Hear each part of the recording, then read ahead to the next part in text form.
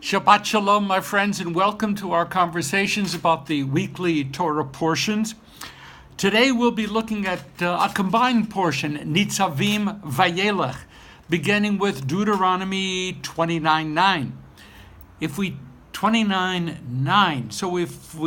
take into account the fact that the Torah concludes with Deuteronomy 34:12, then the messages are clear. Rosh Hashanah will soon be here. Yom Kippur is around the corner, Sukkot.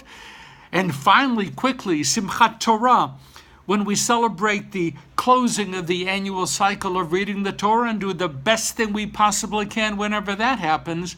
We start all over again with the book of Genesis. But before we turn to the text itself, I have to share with you in the name of full disclosure that I have been brooding a little bit this past week. Have you ever heard of Jake Paul?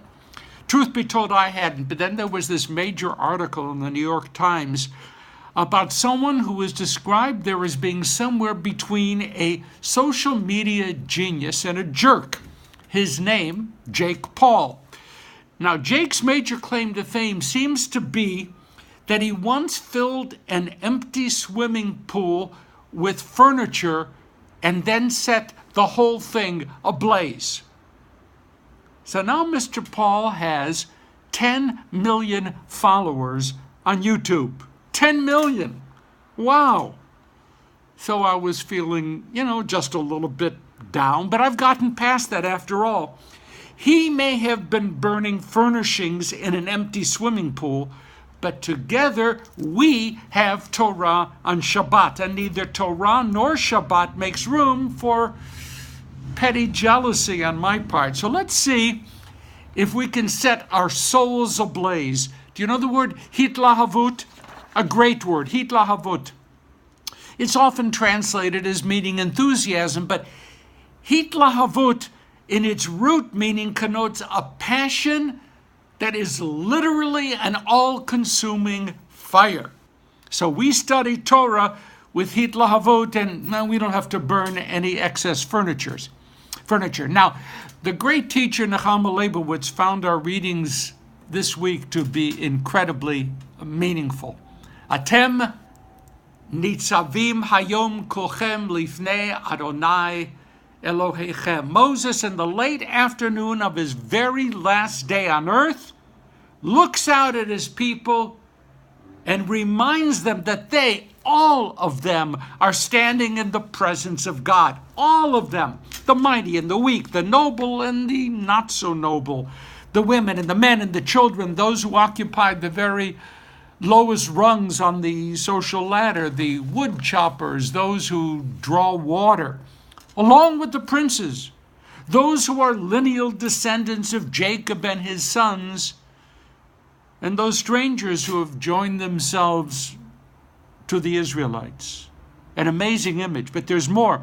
In verse 13 of our Sedra, the text states that God has established a brit, a covenant, not only with all of those who are now poised at the borders of the promised land ready to enter Canaan, but that covenant was established at Sinai with all Jews who were ever to live. Let that sink in for a minute.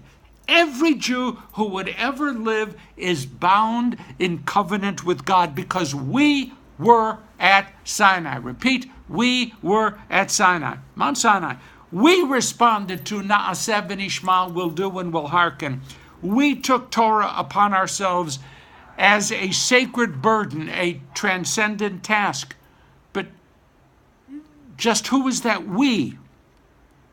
Traditional Jews, liberal Jews, secular Jews, unbelieving Jews, Jews who after social upheaval in some part of the world discovered that their families were Jewish. They didn't know. Passionate Jews, bored Jews, Jews by matrilineal descent, Jews by patrilineal descent, Jews who have entered our community through conversion, those individuals who have attached themselves wholeheartedly to the Jewish people, even though they have never formally converted. All of them were at Sinai entering into that covenant. Oh, we weren't all there physically. We know that. But we're taught. All of our souls were there. And we signed ourselves up for whatever the forces of history would thrust upon us, so that we could make the words of Torah live in the hearts of people everywhere. That's our mission. Trust me, there were periods when many members of our people tried to cast off the burdens of their Jewishness. Some Jewish men, and this is hard to talk about, in the Hellenistic period tried to physically reverse their circumcisions. That was most likely a most unpleasant undertaking during the Crusades. There were Jews who sought to escape pain and death by embracing the baptismal font. Some Jews taught profound philosophical approaches to life that had no room for a people bound in a unique covenant with God. There were Jewish mystics who, as they rose up toward unification with the all-encompassing, found it inconvenient to be part of a particular people. In the mid-1800s, with the collapse of the ghetto walls, there was a massive surge in some communities in some countries to Christianity, because in the bright light of a freedom they had never before contemplated, these Jews wanted to stop being different, period. Ibn Ezra, Nachmanides, and others go to great lengths to describe how some people would try to cut their ties to the destiny of the Jewish people. Some would say, I won't walk away formally, but, I'll just stop caring. Some will say that their desires, their needs cannot be met through a tradition that carries with it the burden of a mission. Who wants that? There must be more to life than this. Some will say that since the story of those souls all being at Sinai is really, nothing more than a midrash, that I'm free to do whatever I please. Some will find that their day has no space for some national community. Some would say that they simply reject on principle anything that divides humankind up into subsets.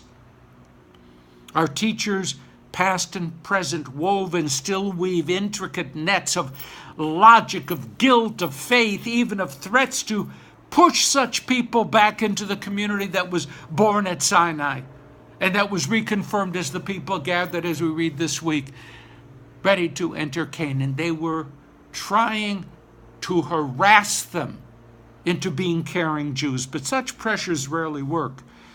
And if they do work, they often carry with them a legacy of pain that can never be adequately erased. Threats, curses, divine wrath, punishment, social exclusion cannot reignite the spark of Sinai within us. Many years ago, marijuana was desperately feared as a gateway drug. That was then. Today, things are far better understood, and I, for one, am very grateful. Set that aside.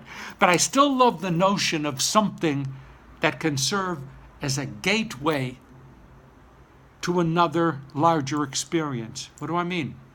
Jewish summer camps are gateways.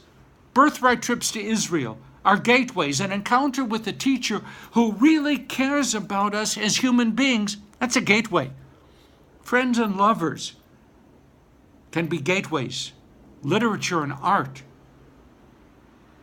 music can be gateways. And the study of Torah can be a gateway. Pirkei Avot reminds us, Hafoch bo v'hafoch bo, ki kule bo.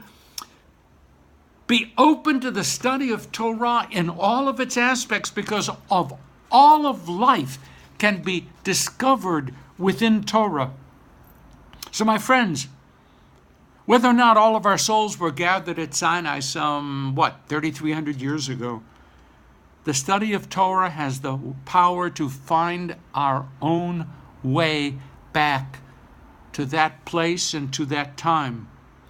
Torah strengthens us so that we can freely choose to stand before that mountain of God, to accept the covenant in our own way, not the way others would make us do it, but in our own way, to become part of the past, the present, and the future, the glorious future of the Jewish people. So let's keep on studying. Let's keep our conversation with Torah going, so that next year, when again we hear, Atem nitzavim hayom lifnei Adonai Elohechem, you are standing all of you, all of us, before the eternal your God with hitlahavut, with flaming passion. We can cry out, Amen, Amen.